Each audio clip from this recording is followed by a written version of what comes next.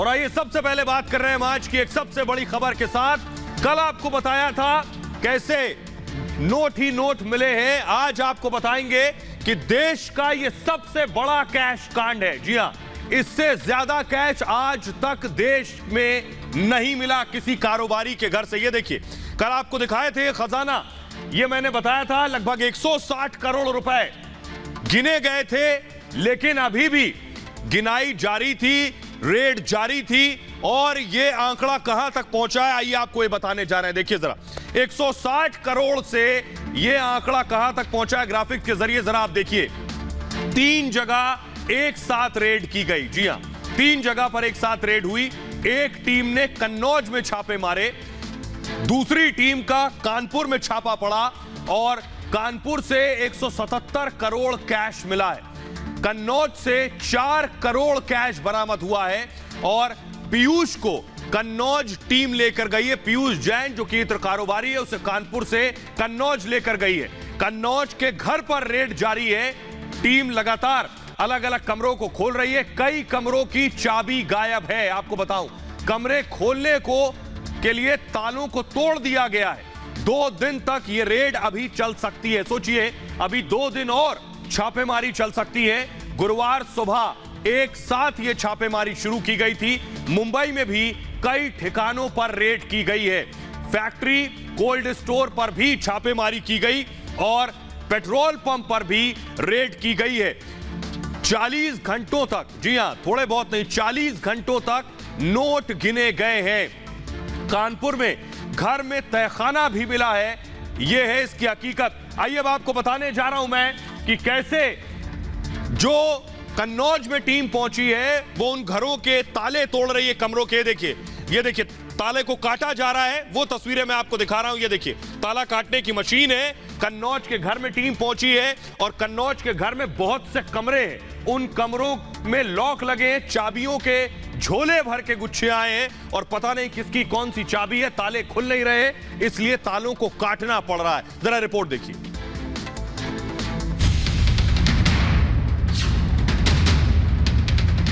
यहाँ भी पे कुछ कैश मिल रहा है। कहाँ से था ये कैश? आप लोग का किसी और का कैश है? आप लोग का है?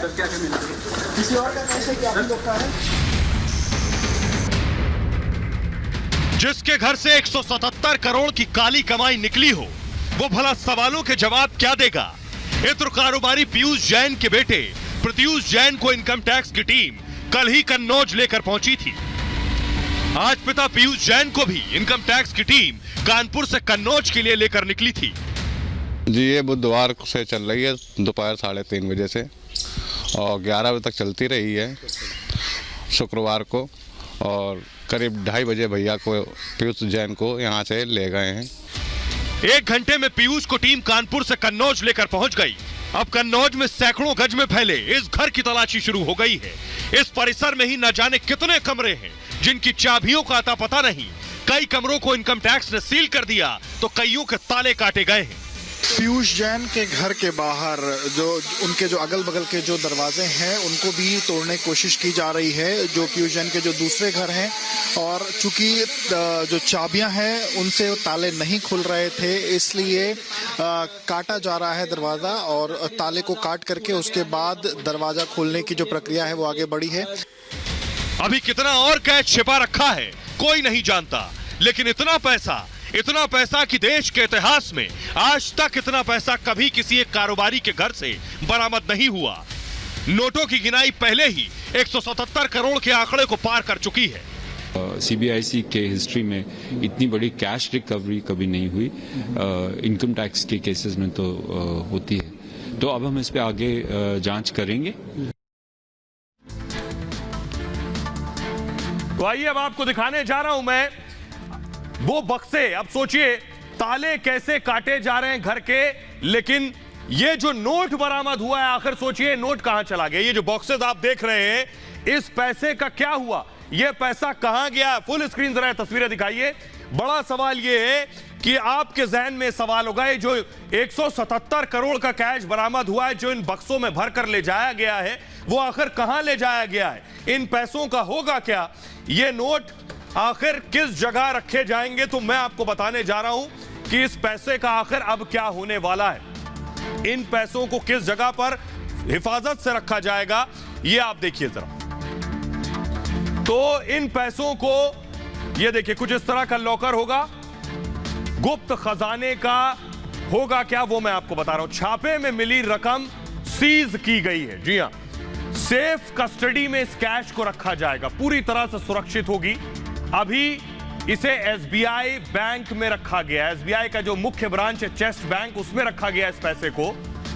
अब होगा ये कि सोर्स बताने का मौका दिया जाएगा, यानी कहां से ये पैसा आया, पैसा कहां से आया। अब ये सवाल पूछा जाएगा कि 177 करोड़ रुपए आपके पास आए कहां से जैन साहब। रकम का सही सोर्स बताना होगा कि आखिर ये पैसा कहां से कमाया, और साबित करना होगा कि ये काला पैसा नहीं है। ये जिम्मेदारी पीयूष जैन की होगी कि साबित करिए ये 177 करोड़ रुपए जो आपने घर में जोड़ रखा था, ये काली कमाई नहीं है। कैश का लेखा जोखा देना होगा, यानी सिर्फ जुबानी नहीं बता देना होगा, बाकायदा दस्तावेज देने होंगे। 177 करोड़ के नहीं दे पाए तो काली कमाई मानी जाएगी। टैक्स की जानकारी देनी होगी कि आप जो कमा रहे थे उस पर कितना टैक्स अदा कर रहे थे, इस 177 करोड़ पर टैक्स दिया है या नहीं दिया है। सही जानकारी अगर दे दी पीयूष जैन ने तो इनका पैसा इन्हें लौटा दिया जाएगा। लेकिन अगर ब्लैक मनी साबित हो गई तो ब्लैक मनी पर केस दर्ज हो जाएगा इनके ऊपर, और बाकायदा पेनाल्टी और मोटा फाइन भी लगाया जाएगा इनके ऊपर, और वो इन्हें भरना पड़ेगा। और इतना ही नहीं, जेल भी जाना पड़ सकता है, वो स्थिति भी पैदा हो जाएगी। जो कैश मिला है अभी, और अगर काली कमाई साबित हो गई तो ये पैसा आरबीआई चला जाएगा, यानी रिजर्व बैंक ऑफ इंडिया में रखा जाएगा ये पैसा। उसके बाद इस पैसे को सर्कुलेशन में भेज दिया जाएगा। आपको एक बड़ी जानकारी दूं कि इनकम टैक्स विभाग जब छापेमारी करता है तो उसे सिर्फ रेड करने का अधिकार होता है, छापेमारी का अधिकार होता है। वो आपके पैसे को जब्त कर सकता है, ये अधिकार होता है, लेकिन रखने का अधिकार नहीं। वो आरबीआई के पास जाएगा। राज्य स्तर पर एजेंसियां छापा मारती हैं और उनको कुछ मिलता है तो ये राज्य की एजेंसियों के पास जाता है। आइए अब आपको बताने जा रहा हूं मैं, लेकिन ये पहली बार ऐसा नहीं हुआ। इससे पहले भी इस तरह के रेड्स हुई हैं जिसमें बड़े पैसे निकले हैं। तस्वीर में आपको दिखाने जा रहा हूं, देखिए जरा। उससे पहले आपको दिखाता हूं योगी आदित्यनाथ ने इस रेड पर क्या कहा है, वो सुनिए जरा। तो आप देखते होंगे 5 वर्ष तक जनता ने बाहर रखा, उसके बाद भी जब कहीं इनकम टैक्स विभाग जाता है तो 200 करोड़ रुपए लोगों के घरों में मिल रहा है। ये पैसा कहां का है? ये 200 करोड़ रुपए कहीं खेत और खलिहान से नहीं उपलब्ध होते हैं। खेत और खलिहान से उपलब्ध होते तो सबसे ज्यादा पैसा श्री राजकुमार चाहर के पास होता है, क्योंकि हमारे किसान मोर्चा के वे अध्यक्ष हैं।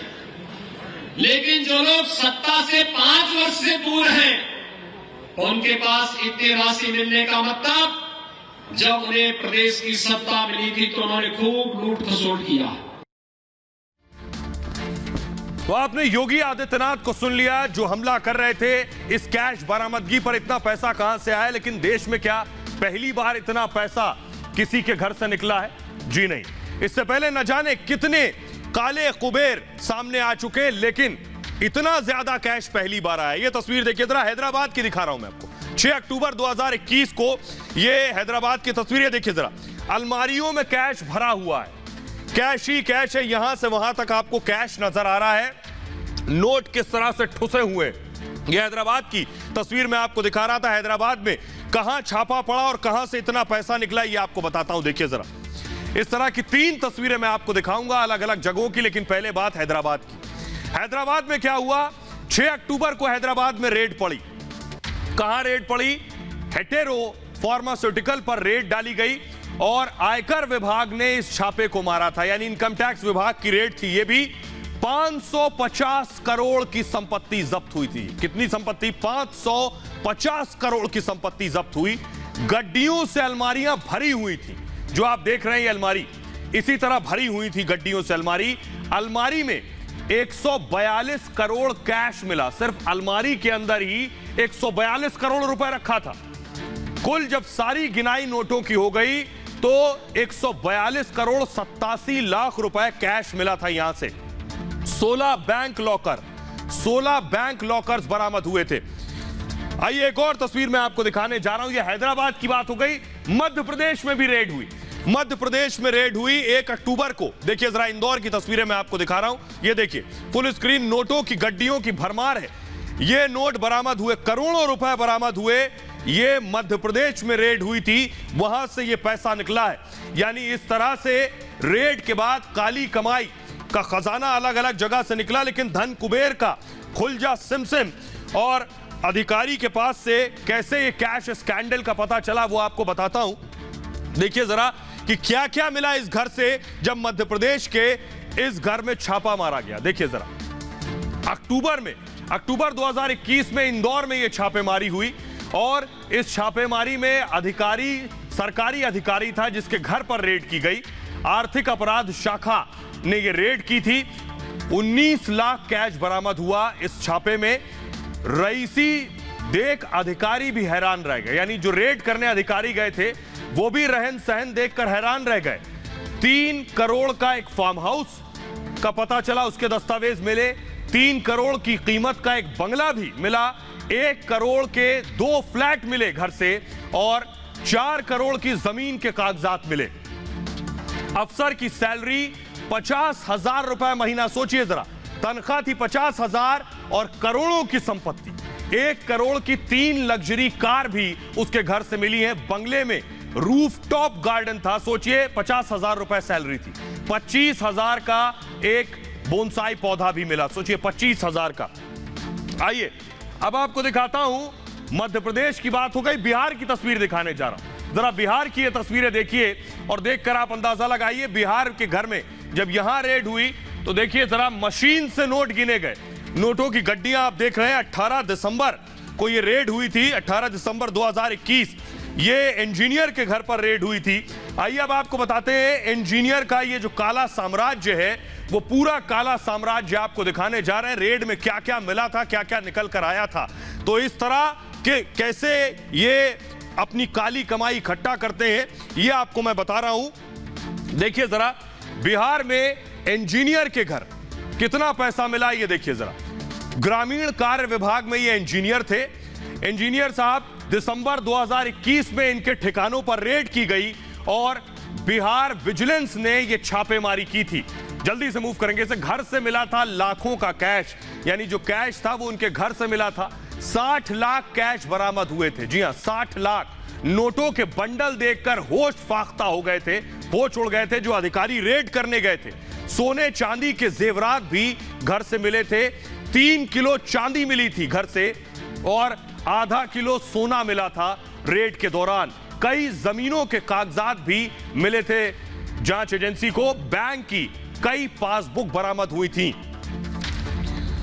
लेकिन यह कोई पहला शख्स नहीं था, पहला कारोबारी नहीं था जिसके यहां से करोड़ों रुपए मिले हो। देश में ऐसे ऐसे कारोबारी रहे जो हजारों करोड़ रुपए लूट कर फरार हो गए। उन्हीं में से एक नीरव मोदी भी है। जी हां, नीरव मोदी हजारों करोड़ लेकर भाग खड़े हुए, लेकिन नीरव मोदी के लिए उल्टी गिनती शुरू हो गई। उन्होंने सोचा था कि देश का पैसा लेकर उड़ जाएंगे, लेकिन आपको बताऊं नीरव मोदी की एक बड़ी प्रॉपर्टी नीलाम होने वाली है। उसकी तस्वीर दिखाने जा रहा हूं। ये देखिए, ये रिदम प्रॉपर्टी। फुल स्क्रीन जरा दिखाऊं। मुंबई की ये लोकेशन है। नीरव मोदी की संपत्ति है। इस संपत्ति की अब नीलामी होने जा रही है। जी हां, क्योंकि जिस कंपनी ने नीरव की जिस कंपनी के पास ये थी उस पर 1000 करोड़ से ज्यादा का कर्ज है। आपको बताऊं कि इस भगोड़े का काला साम्राज्य और इस रिदम प्रॉपर्टी के बारे में मैं आपको बताता हूं। मुंबई की प्राइम लोकेशन में जगह मौजूद है और इसकी नीलामी करने जा रहा है अब विभाग। अब तक ये ईडी के पास था। देखिए जरा, ये है नीरव का वो किला। नीरव के रिदम हाउस की नीलामी होगी। नीरव फिलहाल फरार है, जेल में है। मुंबई के काला घोड़ा में यह इमारत मौजूद है नीरव की। म्यूजिक स्टोर के रूप में इसकी पहचान है। इसे म्यूजिक स्टोर के रूप में जाना जाता है।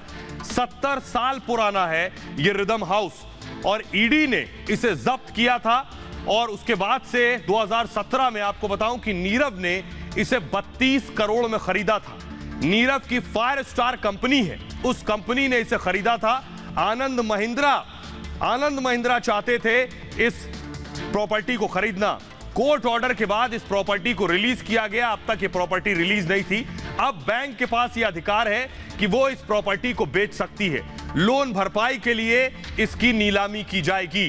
कंपनी पर आपको बताऊं 1265 करोड़ का कर्ज है नीरव की जो कंपनी है।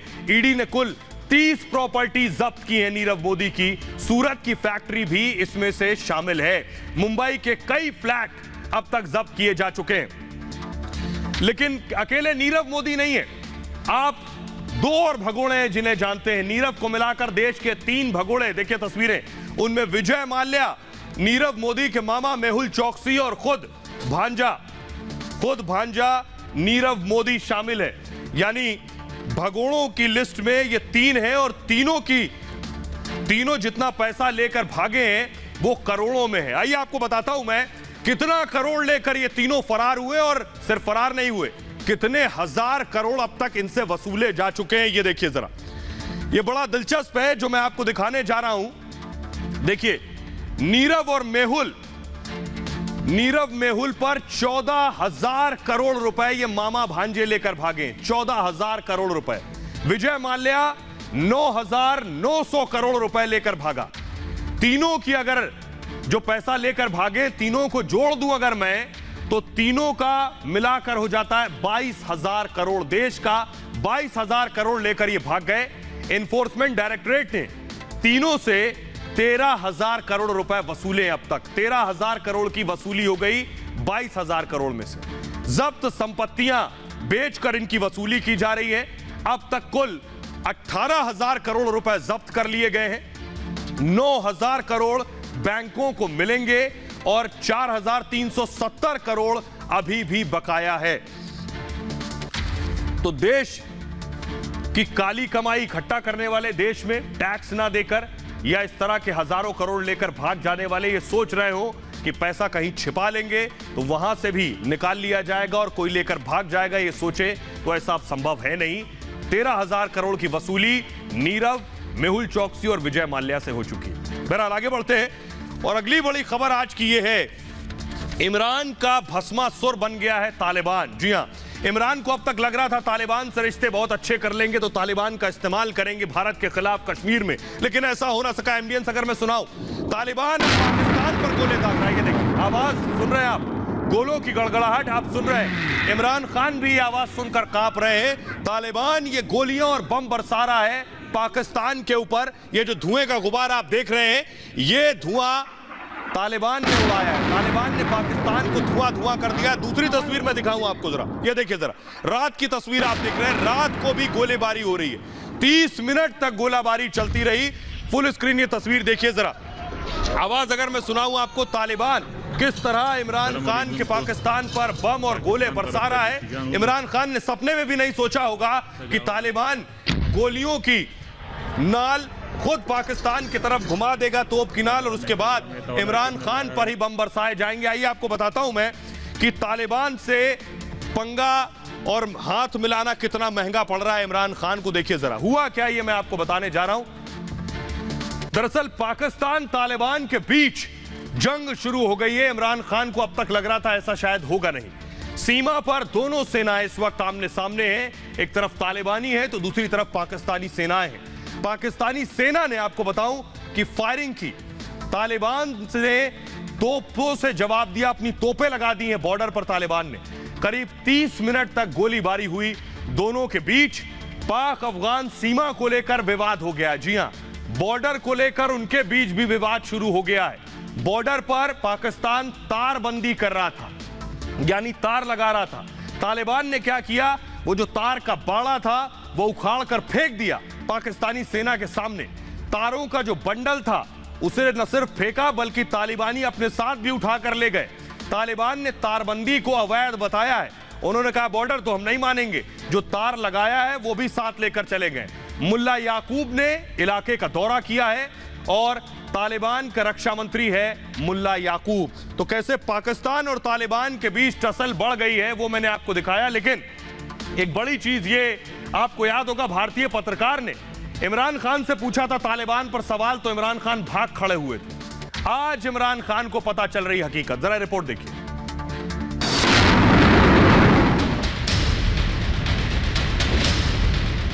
तालिबान पे आपका कंट्रोल नहीं है। इमरान साहब जवाब ले लीजिए। इमरान साहब जवाब ले लीजिए। इमरान सर, पीएम इमरान साहब आप एक जवाब ले लीजिए। क्या तालिबान पे कंट्रोल नहीं है आपका?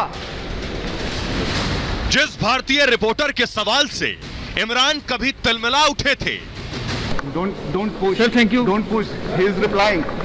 इमरान को आज उस भारतीय रिपोर्टर का सवाल जरूर याद आ रहा होगा जब वही तालिबान पाकिस्तान पर गोले दाग रहा है।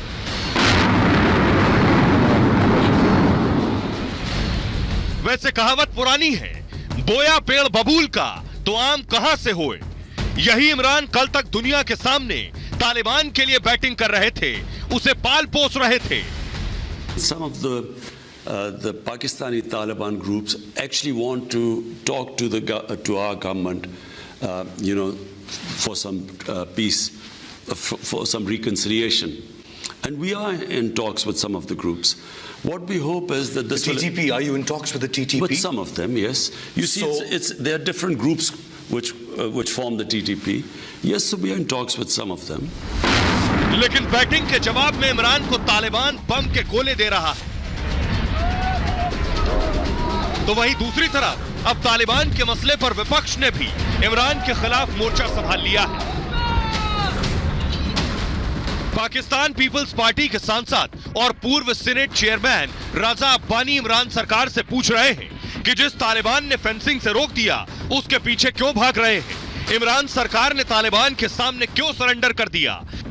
तालिबानी मोहब्बत में मदहोश इमरान पर सितम की दास्तां बस इतनी भर नहीं, कुछ रोज पहले मुस्लिम देशों के संगठन OIC की बैठक बुलाकर अपनी दुनिया भर में किरकिरी करवा चुके हैं। पहले तो 57 देशों के संगठन OIC में सिर्फ 20 देशों के विदेश मंत्री पहुंचे, जबकि OIC से जुड़े 5 बड़े देश दिल्ली में अफगान मुद्दे पर चल रही बैठक में शामिल हो गए। वहीं जिस तालिबान की फील्डिंग में इमरान ने पूरी तैयारी की थी वो भी बेकार साबित हुई। दरअसल तालिबान का बचाव करते करते इमरान ने विवादित बयान दे दिया। और आइए अब आपको बताता हूं ये पूरा हंगामा, ये पूरा बवाल आखिर किस बात को लेकर हो रहा है। पाकिस्तान और तालिबान के बीच गोलियां चल क्यों रही हैं, यह है वजह। यह आपको नजर आ रहा है पाकिस्तान हरे रंग में और यह है अफगानिस्तान। इन दोनों के बीच ये रेखा है लाल रंग से जो आप देख रहे हैं, जरा नजदीक से मैं दिखाऊं। ये जो लाल रंग से लाइन देख रहे हैं इसे कहते हैं डूरंड लाइन, और जरा नजदीक से दिखाइए, इसे कहते हैं डूरंड लाइन। पाकिस्तान और अफगानिस्तान के बीच यही है सीमा रेखा। लेकिन पश्तून, ये जो पीला एरिया देख रहे हैं, ये पश्तून इस पीले भाग में रहते हैं और ये जो दोनों के बीच बॉर्डर है ये पश्तून को डिवाइड कर देती है। इसलिए तालिबान इस लाइन को नहीं मान रहा है, कह रहा मेरे भाई तो इस तरफ भी रहते हैं पश्तून, इसलिए लाइन नहीं मानूंगा।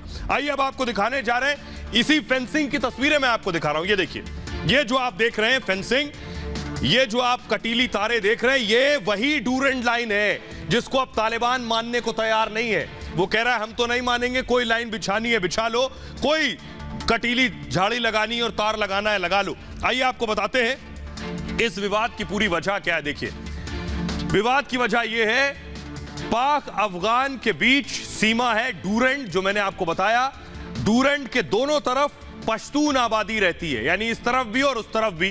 पाक अफगान सीमा पर पश्तून रहते हैं, बॉर्डर पर पश्तून रहते हैं और ये पश्तून, इनका कहना है कि बॉर्डर जो सीमा बन जाएगी डूरंड, उससे हमारे परिवार बढ़ जाएंगे। आधे लोग परिवार के इधर अफगानिस्तान में रहते हैं, आधे पाकिस्तान में रहते हैं। पश्तून डूरंड को इसलिए नहीं मानते हैं और तालिबान पश्तून लोगों का संगठन है। ये जितने पश्तून हैं यही तालिबानी है। तालिबान ने डूरंड को आज तक सीमा नहीं माना है। डूरंड सीमा दरअसल अंग्रेजों के जमाने में बनी, अंग्रेजों ने इस सीमा को बनाया था। और कैसे बनाया था, एक पेपर लिया और पेपर पे नक्शे में बीच में लाइन खींच दी, एक छोटे से नक्शे में सीमा खींच दी और कहा ये लीजिए देश का डिवीजन हो गया, ये बन गई डूरंड लाइन। बॉर्डर से पश्तून परिवार 2 देशों में बंट गए हैं और चीन से ईरान तक फैली है ये डूरंड सीमा। डूरंड की लंबाई मैं आपको बताऊं 2670 किलोमीटर लंबा ये बॉर्डर है। आइए अब आपको दिखाने जा रहा हूं कि यहां जब ये कटीली तार इमरान खान की फौज लेकर पहुंची और उन्होंने लगाया तो तालिबानियों ने क्या किया, ये देखिए जरा, ये मैं आपको दिखा रहा हूं। तालिबानी वहां पहुंच गए, उस कटीले तार को हटाया वहां से। ये देखिए, इस पूरे पूरे बाड़े को हटाया, उसको लपेटा, समेटा और अपने साथ लेकर चले गए। और इमरान खान और उनकी फौज देखती रह गई और उसके बाद